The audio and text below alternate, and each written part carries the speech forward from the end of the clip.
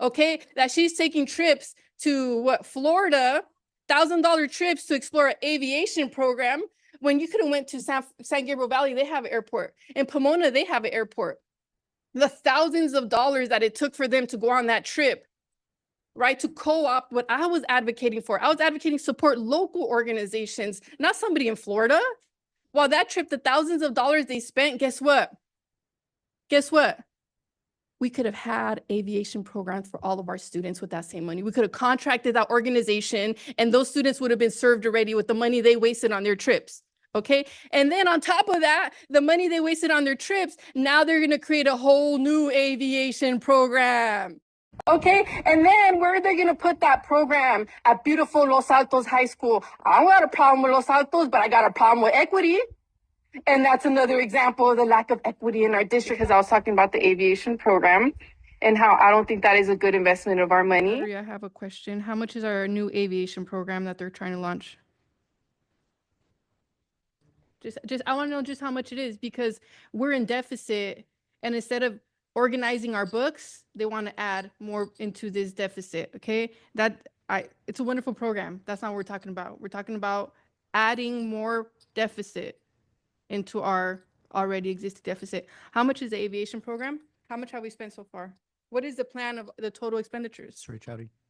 I don't have the number on me currently, but if I remember, we hired 1 FTE for the aviation program. That gentleman is teaching middle school, 2 middle school and 1 high school.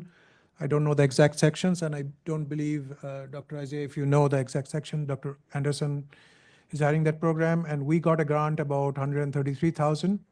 So the first year is pretty much covered by the grant, not fully, but substantial extent. The second year and third year plan is still in development.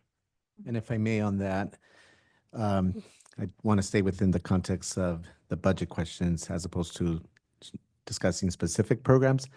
But I do know that eventually when student interest increases, you may have more students taking the aviation courses. So many times what happens in a high school, based on student interest, the FTE is allocated based on the FTEs that's allocated to the school based on their enrollment.